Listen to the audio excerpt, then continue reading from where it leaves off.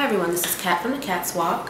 We have our first podcast feature with the stage and screen section of our site today, featuring two amazing playwrights, George Carroll and Christina Tyler, and their company, Entity Productions. Today they're featuring their latest play, The Tragedy of Tupac Shakur, or Who Shot Me.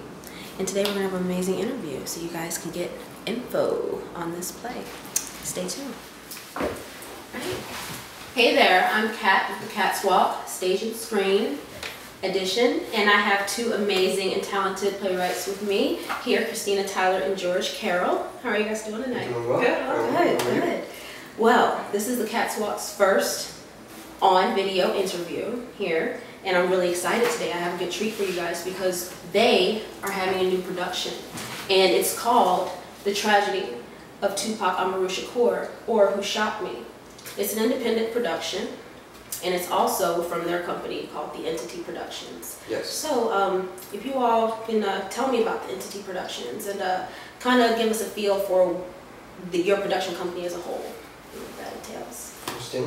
Well, we started collaborating in 2010, and we were writing different things, and they would all die. But then we started writing we started writing about Tupac, and that just went off. And what happened was that George is the principal playwright, so he started writing and all of that, and I was like his artistic patron.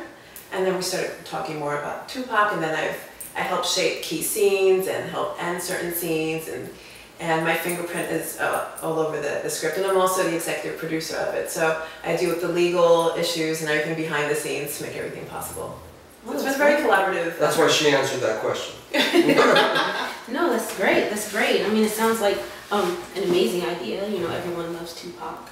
You know, he is a legend of our time, and which makes me think, what inspired you all?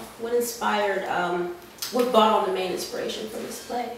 The main inspiration was a series of arguments with one of my best friends about modern hip-hop. He would make comments about, I believe it was a rapper and MC called Lil Wayne, and how good Lil Wayne is, and he really extolled his virtues. And I thought to myself, well, that's rubbish, because that guy's not saying anything. We both came up in the mid-90s, so, you know, where rap was trying to say something. So I took offense to that, and he kind of told me, well, what are you going to do about it? And I said, well, shit, he got me there. And fast forward a few months later, I came up with the idea that maybe Tupac would be a good figure for teens, something like that. And as soon as I went pen to paper, just a few weeks ago about how you are, about how the play is taking an unconventional role in the all-around story of Tupac's life, and also certain features in the play as well that are being added, kind of as an originality. Can you guys kind of explain that a little bit? I think you know, it struck my curiosity, and I think it'll strike a lot of other people's curiosity too. But I'm very interested. It sounds very nice. So what we wanted to do with that, we have a lot of things that have happened in his life, and a lot of things that are fictive, and a combination of both. Like, and the actors in the cast and other people that have read the play have said, hey, did that happen? And I'm like, well, it didn't, but it could have. And it didn't, but it could have. Yeah, it didn't, but it could have. So it's in terms of being inspirational to people. For example, we wanted the young lady to be a dark-skinned young lady in the play who's going off to college to be a doctor, to be an inspiration, but also feisty to others. We wanted to have his mom in the play, and we wanted to have other people that are strong and that are relevant in his life, and we created other devices as other plays do, but we just wanted to make it different and to stand out, and it's theater. And you have to make it theatrical, and it can't be casual, and you have to make it stand out, so I guess that's what we wanted to do. Yeah. Sounds amazing, original theater, you know, and you're right. It's an original piece with original language. If you hear a poem in this play, it's not his poem, it's ours. If you hear, his lyrics do appear when necessary throughout the play, but it's not a musical, it is a straight play where lyrics appear, his lyrics appear, but that's only at appropriate moments.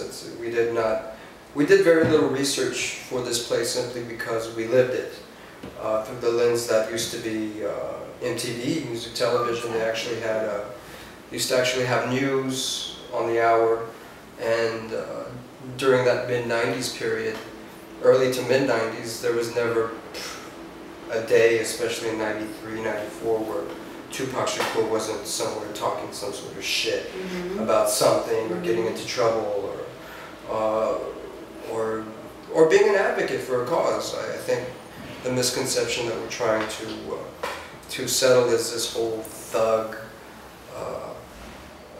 image that's pervasive when people talk about Tupac. He was a rapist, he was this, he was that. He did a lot of advocacy. I would go out on a limb and say that perhaps Tupac Shakur was the last true social advocate in America. Maybe at the same time Reverend Al Sharpton was, but he's since had his nuts clipped. So that's not quite, you know, he's lost his mojo. So we wanted to revisit that because I think it's potent, and I think that's what we've done. And we just didn't want to show, thug life. We wanted to show that, what it actually means. That's what we wanted to show, but we didn't want to just show what he just mentioned, you know, him being arrested. He was, if you look at clips of him on YouTube as a 17-year-old boy going to art school in Baltimore, absolutely, he's just a boy that loves his mom, a boy that loves his mom and is going to art school, and we wanted to show that journey from a boy that loves his mom and is going to art school to why does he become so hard? You know, what is that journey? We wanted to show the journey of an artist, because that's the way we see him, as an artist and as a social activist, and just he touched many different people from all over the world, which with our fan page we found that out. A lot of our fans are from India. Right. And he touched me personally too, and you know, my brother, and he was a huge part of, you know, my childhood as well. And I think that it's a very interesting point when you touch on him.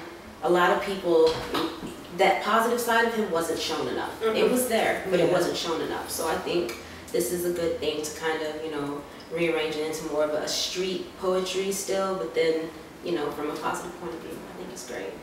And another thing that people need to be educated on is the Black Panthers and his mother as a Black Panther, and him growing up in that environment. And in America nowadays, anything that is even slightly considered subversive, like the Black Panthers or any other group, is put down upon, since we want to call anyone like that a terrorist or some sort of enemy to the state. So it's high time that people were educated about this strong group that came out of the 60s and 70s and thrived, and that's where his mother came from. She was a high-ranking member of the Black Panther Party. History really doesn't want to let you know that. History really doesn't want to let you know who this guy really was.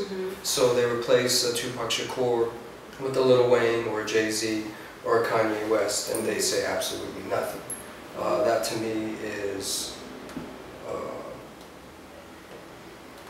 there's no excuse for that.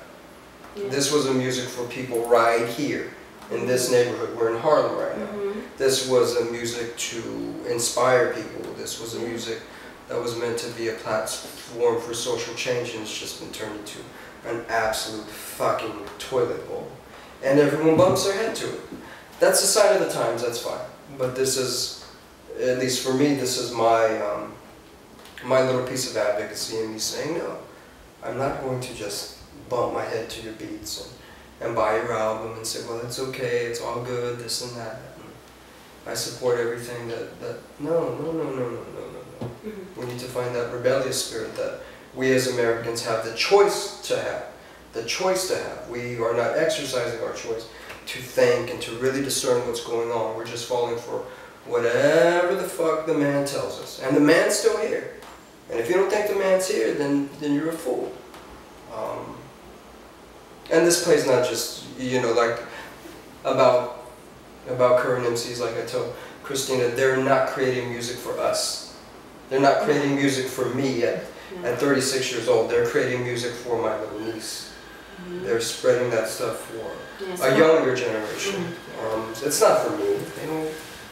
They don't sit around thinking about the musical taste of a 36-year-old guy. They could care less. So, well. Yeah, it's really nice. It being in Harlem, it was made, in fact, at St. Nicholas in Riverside. Yeah, definitely. The two streets are part of his childhood as well. I think that's pretty interesting. All right, so how is music, how do you all use Tupac's music as a catalyst to get your message across or as to inspire the audience in your play? We don't. We try not to. We want to avoid pressing play. Christina made a decision, or we consulted and she made a decision to say, let's not just press play. That's too easy. And then it starts to feel like a musical. The actor, Damian Bailey, who's playing the title role of Tupac Shakur, is the instrument. We live in an age where you can just go home, go on iTunes, go here, go there. You can get his whole music catalog right now in 5 minutes if you have the right instrument. That's not a problem. The accessibility is not a problem. We want to focus on lyrics when they do appear, his lyrics, and how we can present that. We present it as process, so it's not full-on performance. Like he said, we don't lean on the music, but we show, as an artist, how do we come up with things? We don't just, oh, the play's written in one sitting, you know. It's so we show, with one of his songs, we show the process, like what happened? Oh, okay, all right. Oh, okay, and then gets the beat, and so that's what we want to show, like the artist development, and then eventually full performance or just saying it as poetry, but not leaning on the music because it's not music. It's not a musical. And he didn't know he was going to be a rapper, you know, like he was just a kid going to art school, having fun, being with his mama, playing with his friends, and then he discovered that, and then he just took off. Yeah. So we actually avoid pressing play. Like, no, let's listen to the music, but let's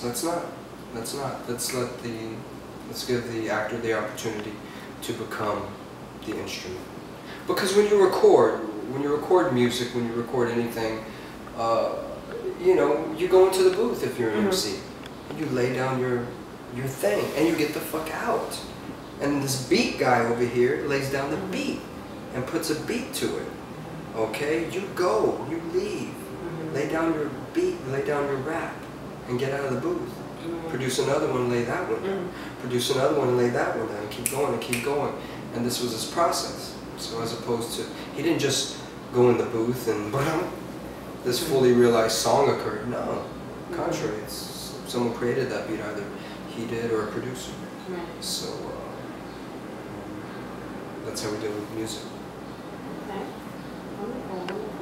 So you're taking more of I guess you could say an intellectual or theory approach to it rather than physical in the, you know, like physically in the music. Does that make sense?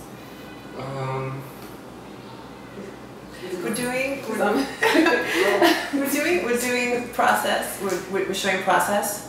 Him discovering the song and fine-tuning the song. Okay. And he's the instrument. We're not pressing play like our actor Damian Bailey is going to have to rap certain things or show the process, like how he's discovering, oh, this is the way the beat should be, this is the way that should be. So it's more about process than final performance. Okay, using the musician as the instrument. Okay. Absolutely. Very nice. Very nice. And I mean, this is an opportunity to use. Listen, the Tragedy of Tupac is going to be an aha moment for people when they see it. It's hard to explain, but once it's seen, you're like, ah, that's what they were talking about. So that's why it's important for people to see this. This is why it's important for teens to see it. It's important for, I think it's important for, if you're a citizen of this country interested in what goes on in this country, it's important to see it. Because if you don't watch out, they're going to rob the ability to see something like this. That's true. Or to produce something like this. This is not something that people want. This isn't something that, you know, people are going to come out to bat for that are mainstream. I'm not mainstream. I'm a theater artist. I'm way on the fringe of society. I don't have to adhere. I don't have to conform. I can afford to be out of step with the way things really are in the world. Because I am a theater artist. That's my choice. But this is important to see because it will be an aha moment for many people when they see it in the theater. They're going to go, God damn, that's good. Oh, there's some suspense for everyone. Let everyone get excited out there, you know, get them juiced up to go see the play. Absolutely. It'd be nice, it'd be nice. It's actually exciting me about it. I can't wait to see it. So what is the message, the overall message of your production that you would like to convey to your audience? Christina? I'm going to speak for myself, but I think it's just, do you be true to yourself. If you're an artist, be an artist. Like I said before in the intro, that I was doing many different things and trying to find the right way to live my life, and I thought, no, this is what I love to do. I don't like it. This is what I love. And even during the casting process with the director Valerie Donaldson, we didn't pick people that we liked. We picked people that we love. So we're like big kids that we believe art can change the world. Do what you love. And if you're doing what you love, it's not work. Like, I've worked longer in this project as executive producer, as co-writer, more than in any job I've ever had, but I love it. And I believe in the message of the play, which is be a person of integrity, be real, be true. And to us, Tupac was a true artist, and the formation of with his mother, and her involvement with the Black Panther Party, and defending herself and winning against the federal government. Who does that? You know, without a lawyer. So it's just an interesting story, and it's a true story. So all of you should come see it. Let's change the way we live. Let's change the way we eat, and let's change the way we treat each other. But that can be expounded upon now. Let's change the way we treat this planet. And it's time for, and my main message, if anything that I'm pushing, is we got to unite. We got to revolutionize. We have to make changes. And I mean, we really have to do that. I think that the so-called civil rights that happened in the 60s was just so-called, because there ain't no goddamn civil rights here. There's basic rights. There's basic rights, but there's no civil rights. I want my fucking civil rights. When you got 2.5 million people in jail, and they're most of them of a certain shade, you got problems. Of course. When you're the most powerful so-called democratic country, but you have the largest prison population in the world, larger than China, you got problems. And they can't vote. What's that? Prisoners can't vote. So no, prisoners can't vote. So you strip that away. Ex-cons can't either. So once you go, it's a whole population whose rights are taken away completely, whether they're in prison or not. Right. So let's strip that. Let's take away your dignity. Let's take away any type of social services. And you're black. So you're a spick or you're a nigger. And they're cool with it. No one that says a whisper. Not even the man in the White House. Okay? We're not cool with it. I ain't cool with it. I don't have to be cool with it. And neither am I. So that's our main message. You know, we need to revolutionize. We need to have our own fucking party. Us, people of color, having their own party, having their own say, doing their own thing in their own way. And if no one's gonna say it, goddamn it, I gotta say it, because that's just the way I was raised. So that's my main message, and it's in the play. It's in the play. I don't gotta preach anymore. It's in the play.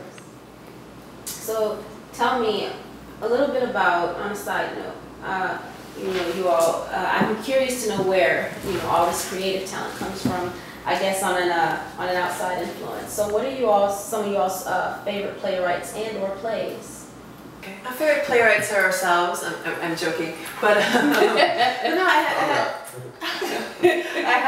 had ourselves, but I had an extensive theater education, and I also studied abroad in Spain, Spanish theater, and all of that. And one of my favorite actresses is Bette Davis. Okay. And when we were writing the play, it was very important for me to show females in the play that are strong, doing their thing, living their lives, and all of that. I don't want any Gucci's in the play. I mean, other people can do that, and they do it really well. I want to let them do that and take care of that. Right. But that's not what we wanted to do. We wanted his mom, who's a strong woman, raising 2 kids and defending herself against the federal government. Right. That's a strong image out there. Also, Shorty, the girlfriend in our play, she's going to school to be a doctor. Very you know. inspirational. Yeah, we wanted those images of women of color doing things for themselves because they want to. If a young man or a husband wants to go along for the ride, sure. If not, they're still they're living their dreams, you know. And we're not presenting it, hey, we want you to get inspired by our play. They're just living, just like you are, we all are, just living their lives. So. Right. And the reason I mentioned Bette Davis, because in all of her, I don't know if any of you know who she is, but she's an actress from classic Hollywood. In her life and in her movies, she was kick-ass. Yeah, she does. She was kick-ass, you know, and that's kind of like who I want to be or want to be like. That's who she is. So it's important for all women, but especially women of color, to just say, I can do this. You don't ask anyone permission to do your art. Just do it. Right. Right. Just do it. That's basically it. Right. That's a very good quote. That's a nice quote. Yeah. I like that. Well, my Alpha and Omega begins with myself and then the project that we're doing right now. Okay. That's not to the exclusion of other people, but we're doing something different. We're trying to create not a new genre. We're not We're not rewriting what theater is. Theater exists. There's going to be plays beyond us, but there's definitely a core of advocacy and change that's here that I want to deepen as far as we can go and take this as far as we can go. So I'm a big advocate on becoming your own influence ultimately, if you at all can. Now this might be step one. There are some plays out there that I like, but I'm not going to plug them because, I'm putting myself in business now.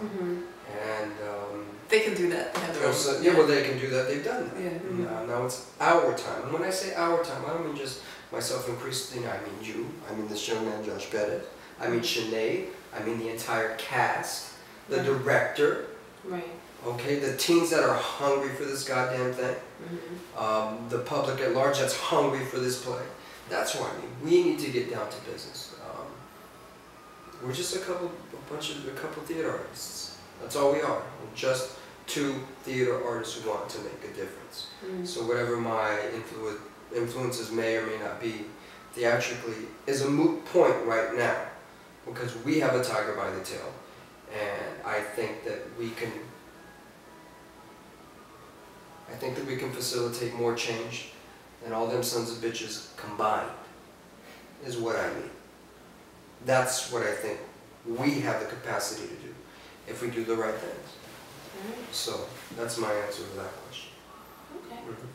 Right. Well, that's good. So, basically summing it up to where, you're saying you get most of your inspiration really is fueling from the present and what's going on right now. What's what going you're on doing. Right now. You're amped up by your own creativity, regardless of the past or present. The environment of what our country, our environment, and our world. I mean, that's inspiration enough. Here we are back in 2 wars, 3 wars, conflicts all over the place. Nothing's changed. Nothing's changed. Yeah. But there's more drugs in the street. The incarceration rate is higher. The birth, teenage pregnancies through the roof. Nothing's changed. It's gotten worse. So instead of complaining about something, let's do something. What we love, which is theater. Let's do something. And that's a real big point. Remember this. Me and my friend used to have my friend Armando Duran, who used to have arguments about that. Remember, he told me one thing. What are you gonna do about it? What can you do to change anything about hip hop, R&B, this or that? And I had to shut up at that point. It was you. And I had to shut up at that point because I didn't have anything. But now I have something. Well, I sure hope you guys are going to rehash that conversation very soon amongst your production. Ring him up and be like. Yeah, well, he knows. He knows. All right. He knows. So this is my answer to that challenge. And we need to challenge each other. We need to challenge our leaders. But we need to start with ourselves. Nothing's going to happen. I'm not perfect. I need to work on myself and improve myself and, be the best human being I can be, possibly. Quite fallible. But I'm okay with that. I'm okay with that because I know that I'm fighting for the right causes, or at least trying to fight. I don't even know if I know what a real fight is, but I want to know. Right. Well, it seems like that's being shown to now. In what it foresees to be a victory. So, and no victories, especially most people know no great victories ever attained easily. So, that sounds good. Well, lastly, certainly not least, what will be next for not only the Tragedy of Tupac Or, or Who Shot Me, but the entity productions? What's next for you guys? For the play and for the production company? That's a great question. George? Well, we have to, you know, right now we're doing a night of commemorative theater with additional dates to be announced. That has to grow. And next stop is critical acclaim. After that, we need to build upon that. And really get this up to where it can be seen by the mass public. If that means Broadway, fine. If that means touring, fine. If that means taking it to places like Chicago or Los Angeles or Miami, fine. Philadelphia, fine. This play already has a home. And this play's home is every country, in every language, amongst every single person who will see it. This figure of Tupac Shakur is translatable and is already an archetype of sorts for many of the youth around the world, and obviously for people like myself. So we just need to know, we just need to be secure that this play already has a home in the world, and not worry about what New York does or what Broadway does. That those things will happen if you create a good production. You know, the horse will come. If you have a moneymaker, the horse will come. So we want to have a moneymaker to let the horse come, because we know how we want to use that money. You understand? We know how we're trying to empower people through this vehicle. So, but the next immediate stop would be critical acclaim. We need to get people really serious about, wow, this is a work of art. Nice. Sounds good. Do you have anything you want to add, Christina? No, I think George covered it all. I mean, we also have other things that we're cooking, but this is our main. It's our main dish per se, and it's. We're working on a musical. We are working on a musical, and it's working on a musical. The libretto's being written. Of course, we have to negotiate that, but that's you know, that's something that, you know, it's in the future. We just work on it a little bit. It's fun. The art doesn't stop. Completely Keep different. going. Yeah, it's so interesting because we're working on this and then we're working on other things. Right. And they're completely different. Yeah. Yeah. Completely different. That's great. That's all the more versatile, you know. That's all the better. You know, I want to let everyone know about info about your performance and when you will be performing, how many performances. So, how many performances are you guys going to have? We talked about this before, but I just want to rehash for everyone else. If you guys just want to give out all the info about that so that everyone... We're doing a night of commemorative theater at the Triad, September 13th, which is the 15th anniversary of the death of Tupac Shakur. And we consulted with other theatrical people from Broadway and all sorts. And George and I were going to spend our money and do 2 weeks of theater. And they were like, guys, don't do that. Do you know what it takes to do 2 weeks of theater? And we were like, oh no, we can do it. You know, we're hard workers, which we are. But they were like, no. People from Broadway were like, no, don't do that. Do one night of commemorative theater and build up from there. So that's what we're doing, one night at the Triad, September 13th. We will have tickets soon on brown paper tickets. And 2 shows. 2 shows and one great night, and we plan to, and more to be announced, and we want to build it from there. We're negotiating right now with several other theaters, but that takes time. So we have some time to add some shows, add additional venues. So that's going to be worked out. And everything will be on brownpapertickets.com come early August 1st to August 3rd. We'll be up there. Tickets will be $25 for adults, $18 for students and seniors. Yes. And let's make it a hit. Okay, well that wraps us up for today. And unless there's anything else you guys want to share or anything else, I mean, you guys are very elaborate with it. Good. No, it was fun. It was fun. Thank you, Kat. I mean, I just want to just turn on the TV now and just watch the play. Just go to the theater now and sit down and watch. I can't wait until September, you guys. You guys have a great show planned. It's going to be a good play. We feel the tickets are going to sell out quite quickly. That's why we want to add more shows. Wonderful. So, great. Well, George and Christina, it's been a pleasure. Thank you very much. Until next time. It's fun. everyone stay tuned for the next exclusive with George Carroll and Christina Tyler from Entity Productions on our Stage and Screen feature.